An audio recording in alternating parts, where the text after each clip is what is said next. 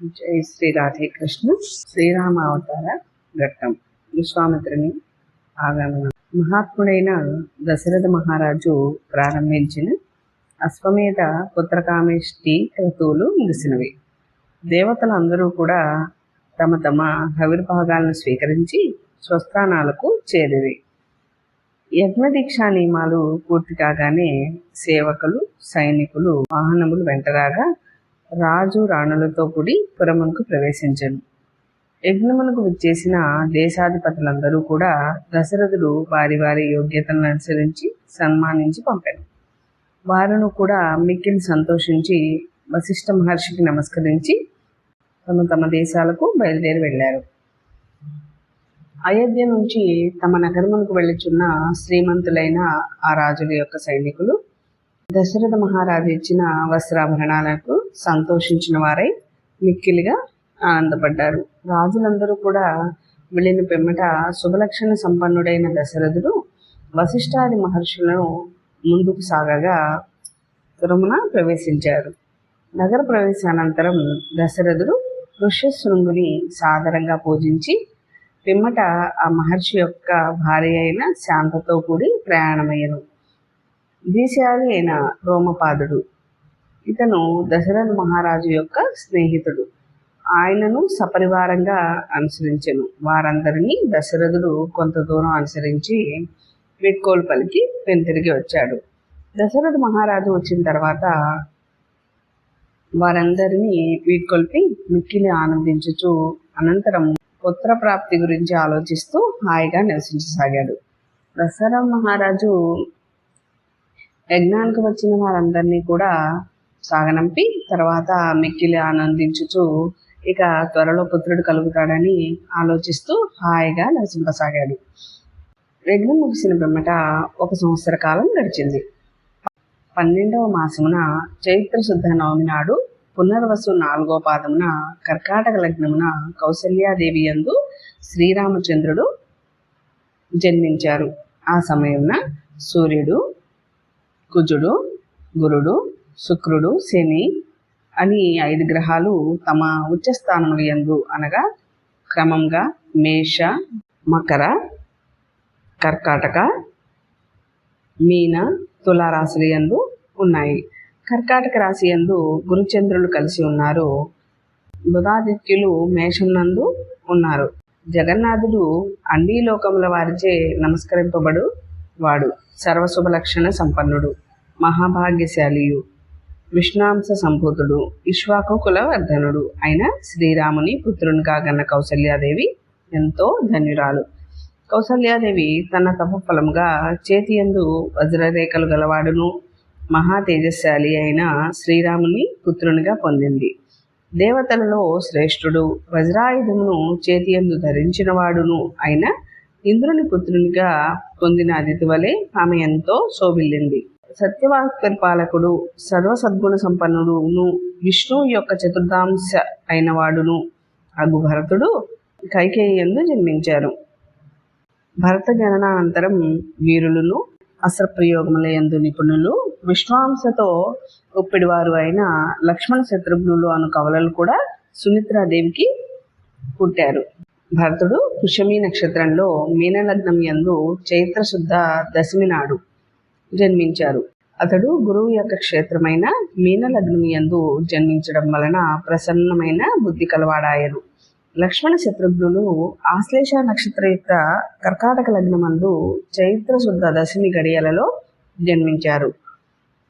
రవి, కుజుడు, గురుడు, శుక్రుడు, శని గ్రహములు ఉచ్చరాశుల్లో ఉన్నప్పుడు ఈ 4 జననములు సంభవించెను.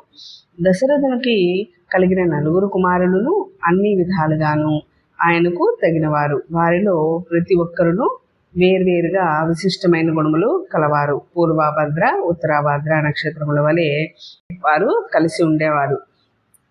రామాదు జననములు గంధర్వులు అవ్యక్త మధురముగా గానము చేసిరి. అప్సరసలు కనుల పండుగగా నృత్యాలు చేశారు. చక్కగా దేవదుబులు మోగాయి.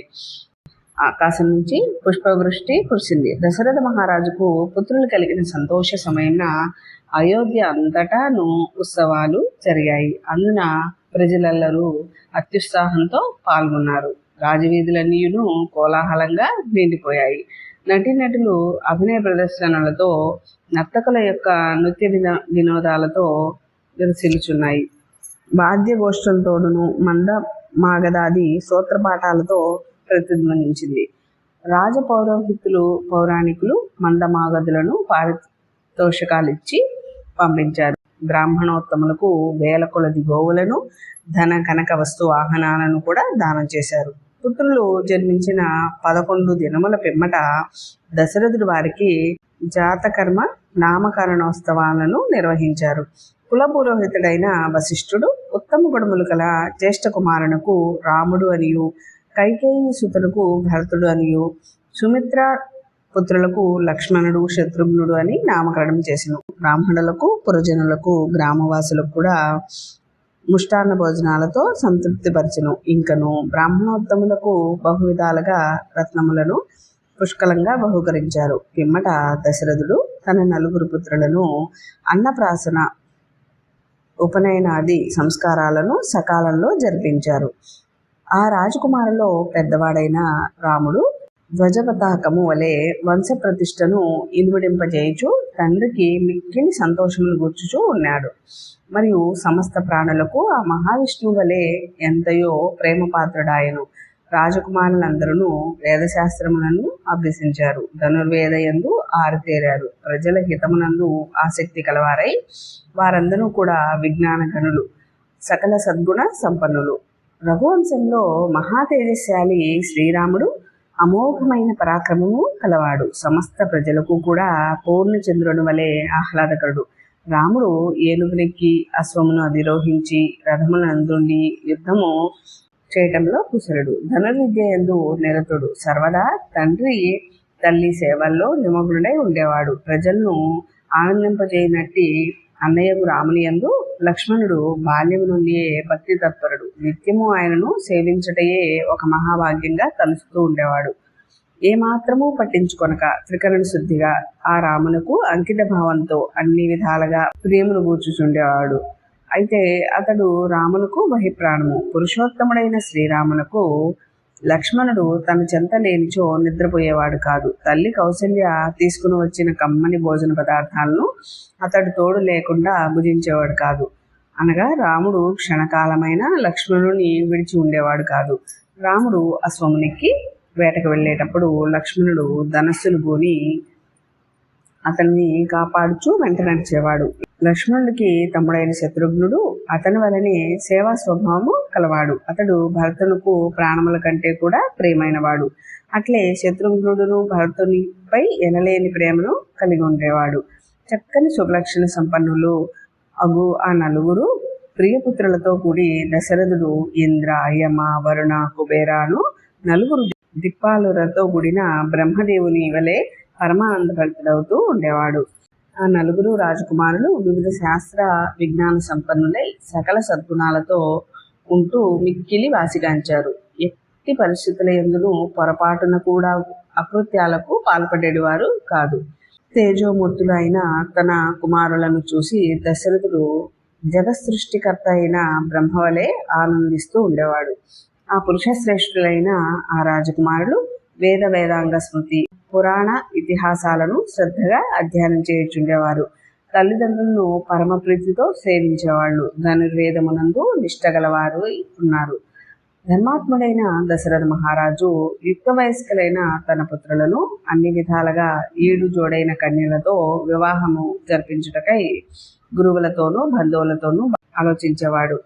మహాత్ముడైన దశరథుడు మంత్రులు మొదలైన వారితో కూడి పుత్రుల వివాహ విషయములను ఆలోచించుచుండగా మహా తేజస్శాలి అయిన విశ్వామిత్ర మహర్షి అచ్చటికి విచ్చేశారు.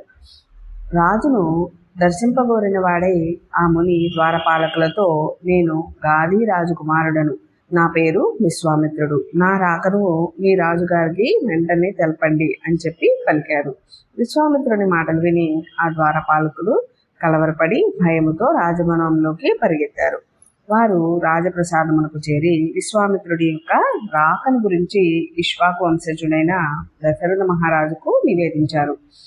ఆ ద్వారపాలకులు తెలిపిన వార్తను విని దశరథుడు సంతోషించిన వాడై పురోహితులను వెంట తీసుకుని బ్రహ్మకడకు ఇంద్రుని వలె ఆ మహర్షికై ఎదురు వెళ్ళారు. కఠోర నియమాలను పాటించి బ్రహ్మ తేజస్సుతో వెలుగొందుతున్న ఆ విశ్వామిత్ర మహర్షిని గాంచి రాజు మిక్కిలి సంతోషించెను. పిమ్మట ఆయనకు అర్ఘ్యపాద్యాది సత్కారాలను జరిపించారు. తర్వాత మహర్షి శాస్త్రోక్త విధులతో రాజుగారు సమర్పించిన అర్ఘ్యపాద్యాది సత్కారములను స్వీకరించారు. పిదప అతడు మహారాజుతో కుశల ప్రశ్నలు గావించారు. తర్వాత ధర్మకోత్తముడైన విశ్వామిత్రుడు, ఓ రాజా, నీ పురము, ధనాగారము, కౌశల దేశము, బంధుమిత్రులు కుశలంగా ఉన్నారా? సామంతరాజులందరూ కూడా నీ అదుపులో ఉన్నారా? శత్రువులందరినీ జయించావా? యజ్ఞాది దైవ కార్యాలను, అతిథి సత్కారాలను చక్కగా సాగుతున్నాయి కదా అని దశరథుని పరామర్శించెను. పిమ్మట ఆ మునీశ్వరుడు వశిష్ఠుని సమీపించి ఆయనతో కుశల ప్రశ్నలు గావించెను.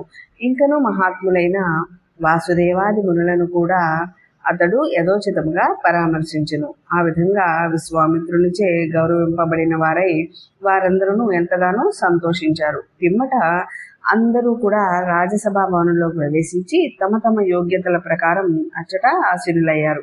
మిక్కిలి ఉదార స్వభావం గల దశరథ మహారాజు పులకిత గాత్రుడై ఉప్పొంగిన మనసుతో విశ్వామిత్ర మహర్షిని స్తుతించుచూ ఇట్లన్నారు. ఓ మహర్షి, అమృతము లభించినట్లు, నీళ్లు లేని చోట వర్షం కురిసినట్లు, సంతానం లేని వారికి ధర్మపత్ని యందు పుత్రులు కలిగినట్లు, నష్టపోయిన వారికి నిధులు లభించినట్లు, పుత్రుల వివాహాది మహోత్సవాల యందు సంతోషము పెళ్ళుబికినట్లు మీ ఆగమనము నాకు చాలా ఆనందాన్ని కలిగిస్తోంది. మీకు స్వాగతమని చెప్పారు. ఓ ధర్మాత్మ బ్రహ్మర్షి, మీరు ఇచ్చటికి రావటం మా అదృష్టం. ధన్యుడనయ్యాను. మీ అభిష్టం ఏమిటి? అందులకై నేనేం చేయాలి? దానములు కొనుటకు మీరెంతయో పాత్రులు. నేడు నా జన్మ సఫలమైంది. నా జీవితము చరితార్థమైంది. పూర్వము రాజర్షిగా వాసిగాంచితిరి. అనంతరం తపప్రభావంన బ్రహ్మర్షత్వమును సాధించారు. కనుక మీరు మాకు బహుదా పూజ్యులు.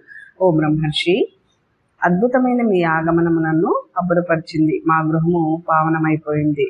ఓ ప్రభు, నేను మీ దర్శనం వల్ల కృతార్థుడనయ్యాను. మీరు ఏ కార్య నిమిత్తమై ఇచ్చటకు వచ్చితిరో తెలపండి. మీ కార్యానికి నెరవేర్చుటకై నేను సిద్ధంగా ఉన్నాను. అనుగ్రహించండి అని. ఓ కౌశిక, కార్య విషయమున సందేహము పెట్టుకొనవలదు. మీరు పూజ్యులైన అతిథులు కావున గృహస్థుడైన నాకు దైవ సమానులు.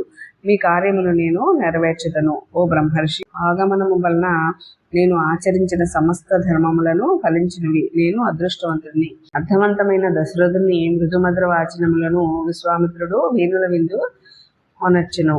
హృదయమునకు ఆహ్లాదమును కూర్చినవి. అంతటా ఉత్తమోత్తమ గుణములచే ఖ్యాతికెక్కినవాడు, శమ దమాది విశేష గుణ సంపన్నుడును అయిన విశ్వామిత్ర మహర్షి పరమానందభరితుడాయను. మహా తేజస్వైన విశ్వామిత్రుడు దశరథ మహారాజు యొక్క అద్భుతమైన వినమ్ర వచనమును విని పులకించి ఆయనతో ఇట్లా అన్నారు. ఓ రాజశేఖర, నీవు ప్రసిద్ధమైన ఇక్ష్వాకు వంశమున జన్మించిన వాడవు. వశిష్ఠ మహర్షి యొక్క ఉపదేశములను అందినవాడవు. కనుక నీవు ఇట్లా మాట్లాడటయే యుక్తము. నేను సంకల్పించిన కార్యము తెలిపెదను. దానిని ఆచరించుము. నీవు ఆడిన మాట తప్పకు. ఒక లక్ష్యానికై నేను యజ్ఞదీక్షను చేపట్టాను. కామరూపులైన 2 రాక్షసులు దాన్ని విఘ్నమును కలిగిస్తూ ఉన్నారు. సురక్షితులై పరాక్రమవంతులైన మారీచుడు, సుబాహు అను 2 రాక్షసులు మాంసఖండములను, రక్తమును యజ్ఞవేదికపై వర్షించుచున్నారు. నియమనిష్టలతో నేను ఆచరించుచున్న యజ్ఞము ఆ విధంగా విఘ్నములకు గురి అవుతున్నది. నా శ్రమంతా వృధా అవుతున్నది. కనుక ఉత్సాహమును కోల్పోయి నా ఆశ్రమం నుంచి నేను ఇచ్చటికి వచ్చాను. ఓ భూపతి, అట్లు విఘ్నములను కలిగించుచున్న వారిని కోపమును ప్రకటించుటకు గాని వారిని శపించుటకు గాని యజ్ఞదీక్షలోనున్న నాకు యుక్తము కాదు కదా. ఓ నరేంద్ర, సత్యపరాక్రముడు కా, జొలపాలు గలవాడు, సూర్యుడు అయిన నీ కుమారులలో పెద్దవాడు అయిన శ్రీరాముని నా వెంట పంపు. ఆ రాముడు నా అండదండలతో తన దివ్యమైన తేజ ప్రభావమున యాగమును విఘ్నములను కలిగించు ఆ రాక్షసులను సంహరిస్తారు. సమర్థుడు నా వెంట వచ్చి యాగమును సంరక్షించడం వలన రామునకు పెక్కు విధములైన శ్రేయస్సులు సమకూరుతాయి. అందుకు సందేహం లేదు అని చెప్తారు. ఈయన ఖ్యాతి ముల్లోకముల యందును వ్యాపించును. ఏ విధంగానైనా ఆ రాక్షసులు రాముని ఎదుర్కొని నిలవజాలరు. శ్రీరాముడు తప్ప మరి ఒకడెవ్వరూ కూడా వారిని చంపజాలడు. ఓ మహారాజా, ఆ రాక్షసులు బలగర్వముచే పెక్కు పాపకృత్యములు చేసి ఉన్నారు. అందువలన వారికి చావు దగ్గర పడింది. వారు ఏ విధంగానూ రాముని యందు నిలవజాలరు అని అన్నారు.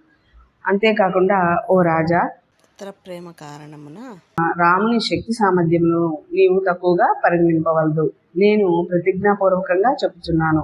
ఆ మారీచ సుబాహులు రాముని చేతిలో మరణించినట్లే భావింపుము. మహాత్ముడైన శ్రీరాముడు సాటి లేని పరాక్రమము కలవాడు. ఆ విషయమున నేను బాగుగా ఎరిగెదను. నేనే కాదు, మీ పురోహితుడు మహాతేజస్వి అయిన వశిష్ఠ మహర్షి కూడా ఎరుగును. అంతేకాదు, తపోధనులైన వాసుదేవాది మహర్షులు కూడా ఎరుగుదురు. ఓ రాజేంద్ర, ఈ లోకంలో స్థిరమైన కీర్తి ప్రతిష్టలను ధర్మవృద్ధిని నీవు కోరుచునుచో శ్రీరాముని నా వెంట పంపించండి. ఓ కాకుస్తా, మీ మంత్రులు వశిష్ఠుడు మొదలగు మునీశ్వరులు సమ్మతించిన వెంబటనే శ్రీరాముని నాతో పంపించండి అని అన్నారు. రాజీవలోచనుడైన నీ ప్రియపుత్రుడైన శ్రీరాముని 10 దినముల పాటు యాగరక్షణార్థమై వెంటనే నాతో పంపండి. ఇదే నా అభిష్టము. ఓ దశరథ మహారాజా, ఏమాత్రము విలంబము లేకుండా నా యజ్ఞము సకాలంలో పూర్తి అగినట్లు చూడండి. మీకు మేలు కలుగుతుంది. మనస్సున కలత చెందకండి అని అన్నారు. ధర్మాత్ముడైన మహాతేజశాలి అయిన ఆ విశ్వామిత్ర మహర్షి ఇట్లు ధర్మసహితములైన వచనములను పలికి ఊరుకున్నారు. ఆ మహారాజు విశ్వామిత్రుడు పలికిన శ్రేయస్కర వచనమును విని తీవ్రమైన శోకమునకు గురై భయంతో కింగిపోయెను.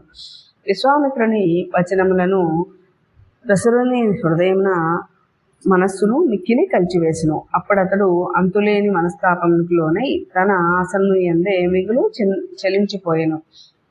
దశరథ మహారాజు ఆ విశ్వామిత్రుని మాటలు విని క్షణకాలం పాటు నిశ్చేష్టుడయ్యాడు.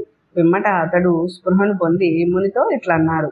రాజీవలోచనుడైన నా రాముడు 16 ఏండ్ల వయస్సు కూడా నిండనివాడు కనుక ఇట్టి చిరుతప్రాయమున ఆ క్రూర రాక్షసులతో ఇతడు యుద్ధము చేయగలవాడని నేను అనుకొనను. అదిగో ఆ అక్షోహిల సేనను నేను అధిపతిని. ఈ సైన్యంతో వచ్చి నేను ఆ నిశాచరులతో పోరాడతాను. ఈ నా భటులు శూరులు మొక్కవోని పరాక్రమశాలులు, వివిధ అస్త్రములను ప్రయోగించుటలో నేర్పరులు, రాక్షసులతో యుద్ధము చేయగల సమర్థులు. దయచేసి శ్రీరాముని మాత్రం కోరవలదు. నేను ధనుర్బాణములను చేతపట్టి నీ యాగ సంరక్షణ చేయగలను. యుద్ధరంగమున సేవలకు నాయకత్వము వహించి నా బొందిలో ప్రాణములన్నంత వరకు కూడా రాక్షసులతో పోరు సెల్పెదను. నేను అచ్చటికి వచ్చేదను. నీ యజ్ఞవ్రత దీక్ష సురక్షితంగా నిర్విఘ్నంగా పూర్తి అగినట్లు చేయుదును కనుక రాముని పంపవలసిందిగా అడగవలదు. రాముడు పసివాడు, ఇంకను ధనుర్విద్యను పూర్తిగా నేర్వలేదు. శత్రుబలాలను గుర్తింపజాలడు.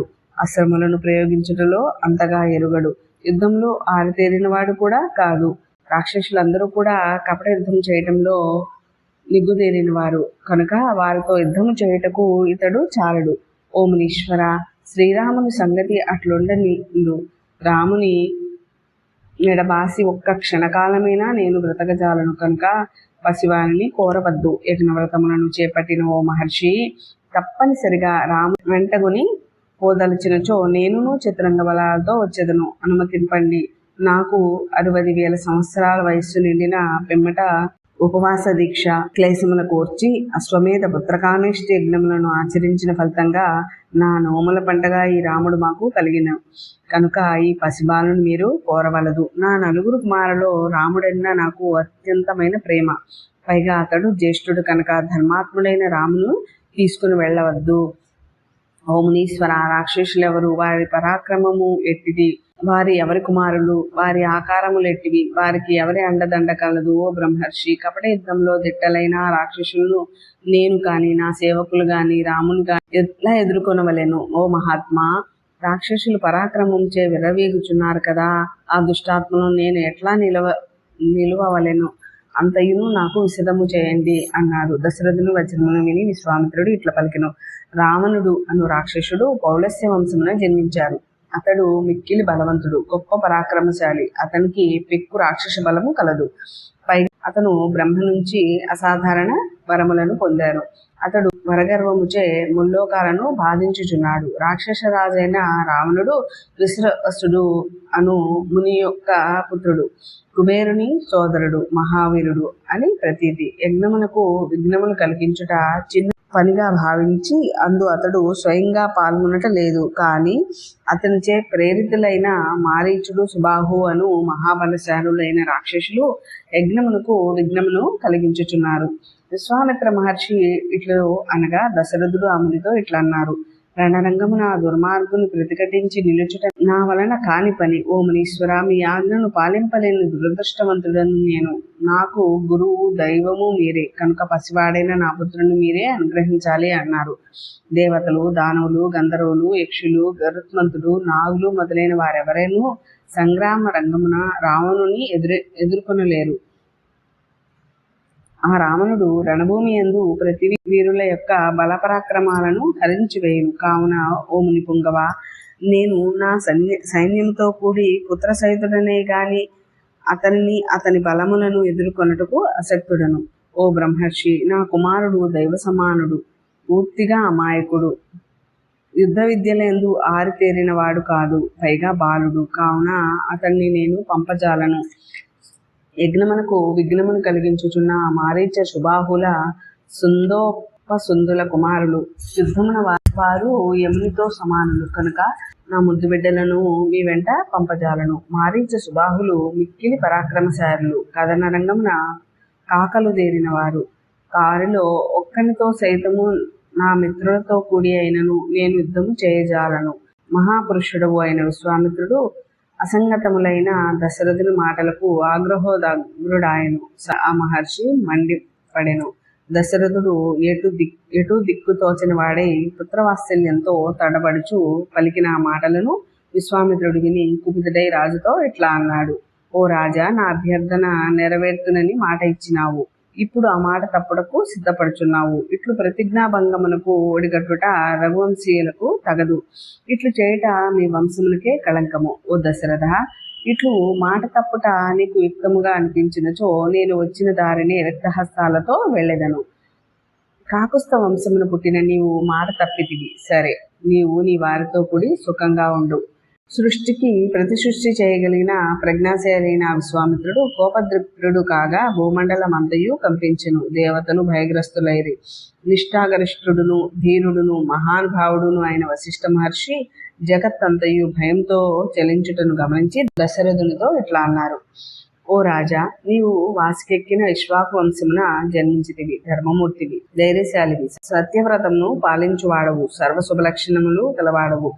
నీవు ధర్మహానికి తలపడవలదు. ఓ రఘువంశజ, ముల్లోకములలోనూ నీవు ధర్మాత్ముడిగా వాసిగాంచిన వాడవు. స్వధర్మమును ఆడిన మాట తప్పకుండుట ఆచరింపుము. అధర్మములకు పాల్పడవద్దు. ఓ రఘువంశోత్తమ, మీ కోరికను నెరవేర్తును అని ప్రతిజ్ఞ చేసి ఆ మాటను నిలబెట్టుకొనని వారికి అశ్వమేధ యాగ ఫలము, బావులు చెరువులు తవ్వించుట మొదలగు ధర్మకార్యములను ఆచరించిన ఫలము నశించును. కావున విశ్వామిత్ర మహర్షి వెంట శ్రీరాముని పంపించండి.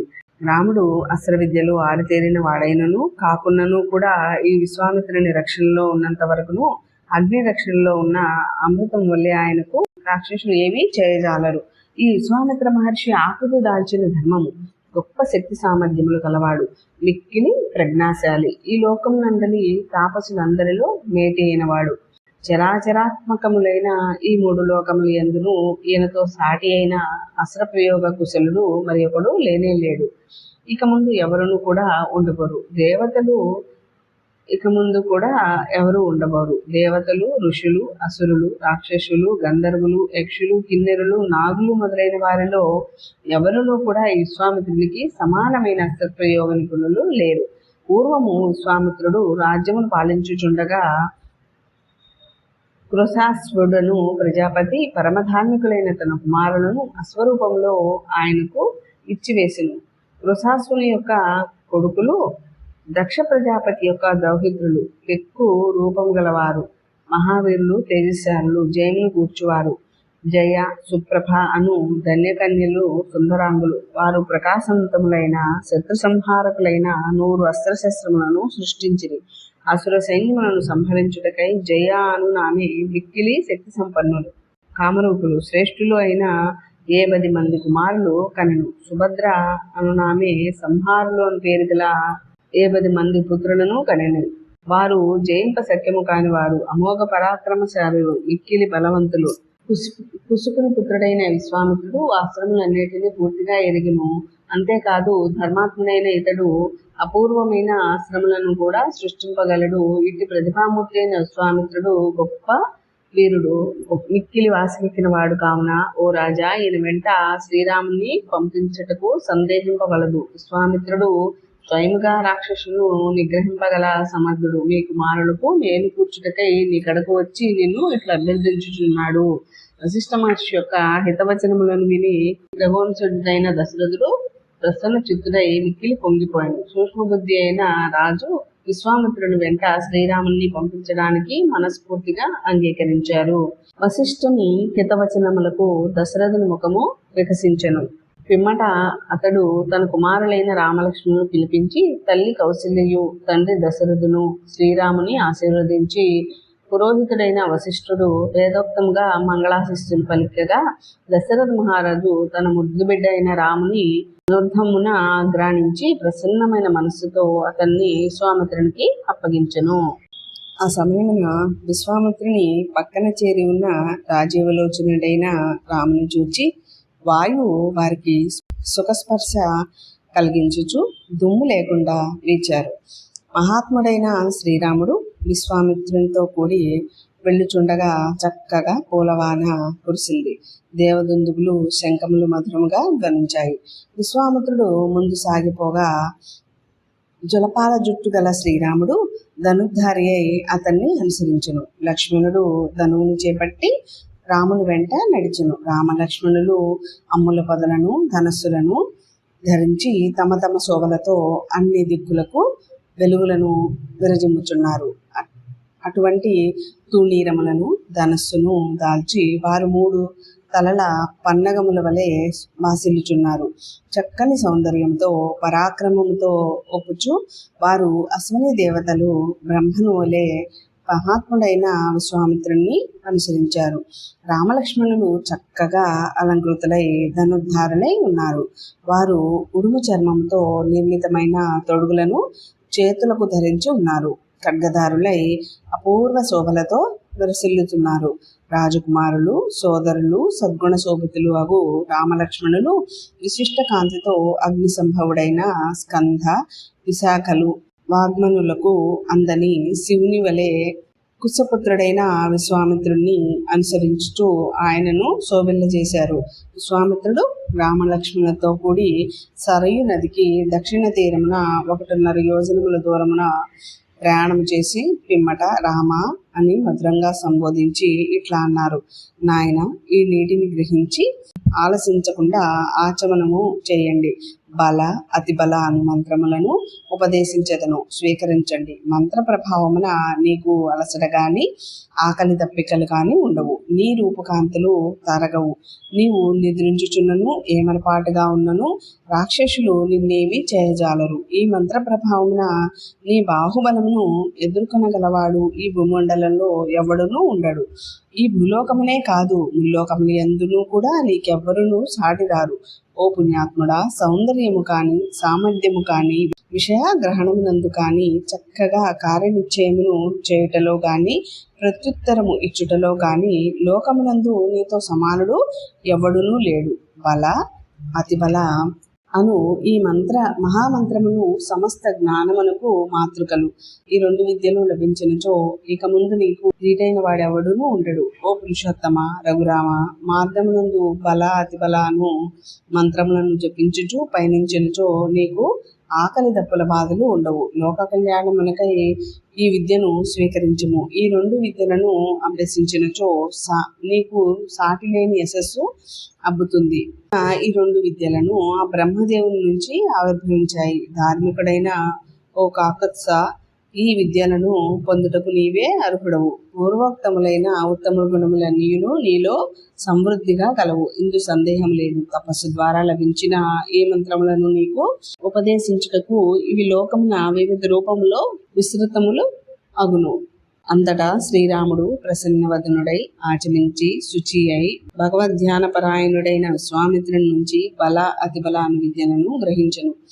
అమిత పరాక్రమశాలి అయిన శ్రీరాముడు ఆ 2 విద్యలను పొంది శరత్కాలమందు సహస్రకిరణుడైన సూర్య భగవానుని వలె విరాజిల్లెను. రాముడు గురువైన విశ్వామిత్రునికి పాదములెత్తుట మొదలగున సేవలను అనర్చెను. పిమ్మట ఆ ముగ్గురును సరయూ నదీ తీరమునందే ఆ రాత్రి గడిపిరి. దశరథ మహారాజు కుమారులైన రామలక్ష్మణులు తమకు అలవాటు లేని తృణశయ్యపై కలిసి పనుండిరి. అయినను విశ్వామిత్రుని మధురమైన లాలింపు మాటలతో వారికి ఆ రాత్రి హాయిగా గడిచింది. రాత్రి గడిచిన పిమ్మట ప్రభాత వేళ విశ్వామిత్ర మహర్షి తృణశయ్యపై పవళించుచున్న రామలక్ష్మణులతో ఇట్లు వచించెను. కౌసల్యాదేవి నోముల పంటగా ఆమెకు పుత్రుడవై జన్మించిన ఓ రామ, తూర్పు దిక్కున ఉషకాంతులు వెలసిల్లుచున్నవి. ఓ పురుషోత్తమ, లెమ్ము, స్నాన సంధ్యా వందనాది నిత్య కర్మలను ఆచరింపండి అనెను. విశ్వామిత్ర మహర్షి గంభీర వచనములను పాటించి వీరులైన రాజకుమారులు స్నానమునర్చి సూర్యునకు అర్ఘ్య ప్రధానములను అర్పించిరి. దేవతలకును ఋషులకును తర్పణాలను ఇచ్చారు. మంత్రరాజమైన గాయత్రిని జపించిరి. మిక్కిలి పరాక్రమశాలురైన రామలక్ష్మణులు ఈ విధంగా ప్రాతకాల కృత్యములను సంధ్యోపాసనాదులను నిర్వర్తించిరి. పిదప తపోధనుడైన విశ్వామిత్రునకు నమస్కరించి మిక్కిలి సంతోషంతో ప్రయాణమునకు సన్నిధులై ఆయన ముందు నిలబడ్డారు. పిమ్మట గురువు గారి వెంట ప్రయాణము చేయుచున్న మహావీరులు పవిత్రమైన సరయూ నది, దివ్యమైన గంగా నదిలో సంగమించి పుణ్య ప్రదేశమును చూచిరి. వారు ఆ నదీ సంగమ ప్రదేశమున పవిత్రమైన ఒక ఆశ్రమంని చూశారు. అచ్చట దివ్య తేజస్సులు కల ఋషులు వేల కొలది సంవత్సరములు తీవ్రమైన తపస్సును ఆచరించుచున్నారు.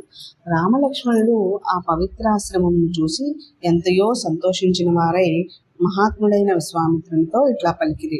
ఓ మహాత్మా, ఈ పుణ్యాశ్రమం ఎవరిది? ఇక్కడ నివసించు మహాపురుషుడెవరు? ఆ మిక్కిలి అయిన ఈ విషయములను అన్నిటినీ వినుటకై మేము మిక్కిలి కుతూహలపడుతున్నాము అనగా మునీశ్వరుడు వారి మాటలు విని, ఓ రామ, పూర్వము ఈ ఆశ్రమం ఎవరిదో తెలిపెదను వినండి. చిరునవ్వుతో ఇట్లా నేను సుందరమైన శరీరం గల కందర్పుడు అనువాడు గలడు. అతను పండితుడు, రాముడు అని పిలుస్తారు. ఒకనొకప్పుడు పరమేశ్వరుడు ఇచ్చట సమాధి నిష్ఠుడై అవిచ్ఛిన్నంగా తపమాచరించుచున్నారు. ఆ సమయంలో దుర్బుద్ధి అయిన కాముడు ఆయన తపస్సుకు భంగం కలిగించును. అంతటా మహాత్ముడైన శివుడు ఆ కామునిపై హూంకరించును. ఓ రఘునందన, కుపితుడైన శివుని యొక్క కంటి మంటలకు ఆ దుర్మతి యొక్క శరీరావయములు పూర్తిగా దగ్ధములైపోయాయి. ఆ మహాత్ముడైన పరమేశ్వరుని క్రోధాగ్నికి అతని శరీరమంతయు భస్మం కాగా అంతటా కాముడు అశరీరుడాయను. అది మొదలుకొని మన్మధుడిని అనంగుడు అని ప్రసిద్ధుడాయను. మన్మధుడు తన అంగములను త్యజించిన కారణముగా శ్రీమంతమగు ఈ ప్రదేశమును అంగదేశము అని ప్రసిద్ధి వహించెను. ఈ ఆశ్రమమందున శివుడు శివభక్తులు నిరంతరము ధర్మపరాయణులు. వారికి ఎట్టి పాపములు అంటవు. పుణ్యాత్ముడైన ఓ రామ, పవిత్ర గంగా సరయూ నదుల సంగమ స్థానముల గల ఆశ్రమమునందే మనము ఈ రాత్రి గడిపెదము. గంగా నదిని దాటి రేపు వెడదాము. ఓ నరోత్తమ, మనమందరము శుభముగా స్నానాధికములను నిర్వర్తించి జపధ్యానములను ముగించుకొని హోమకార్యములను పూర్తి చేసుకొని పవిత్రాశ్రమమును ప్రవేశించదము. విశ్వామిత్రుడు రామలక్ష్మణులను ఇట్లు సంభాషించుచుండగా ఆశ్రమమున గల మునులు తమ ప్రభావమున దూరదృష్టితో వారి ఆగమనమును ఎరింగి పరమ ప్రీతితో పులకితులై అచ్చటికి యత్నించిరి. ఆ మునులు ఆ విశ్వామిత్రునికి అర్ఘ్యపార్ఘ్యాది అతిథి సత్కారములను ఆచరించిరి. అనంతరము వారు రామలక్ష్మణును అట్లే అతిథి మర్యాదలను కావించిరి. విశ్వామిత్రుడును ఆ మునులను కుశల ప్రశ్నలతో ఆదరించెను. పిమ్మట వారు కథలతో విశ్వామిత్రుని రంజింపజేసిరి. వారందరూ కూడా ఏకాగ్రతతో నియమ పూర్వకంగా సంధ్యోపాసన గావించారు. స్థానికులను నియమనిష్టలతో జీవించేవారును అయిన ఆ మునులతో కూడి ఆ రాత్రి అక్కడనే హాయిగా గడిపారు. ధర్మాత్ముడైన విశ్వామిత్రుని ముద్దులు మూటగట్టి రాజకుమారులను మనోహరములైన కథలతో రంజింపజేసెను. శత్రువులను పరిమార్చగల రామలక్ష్మణులు స్వచ్ఛమైన సూర్యకాంతితో నిర్మలముగానున్న ప్రాతకాలమునందు సంధ్యోపాసనాది కార్యక్రమాలను ముగించుకొని వారు విశ్వామిత్రుని అనుసరించుచు గంగానదీ తీరమునకు చేరారు. తర్వాత కథను తర్వాత వీడియోలో విందాం. జై శ్రీ రాధే కృష్ణ.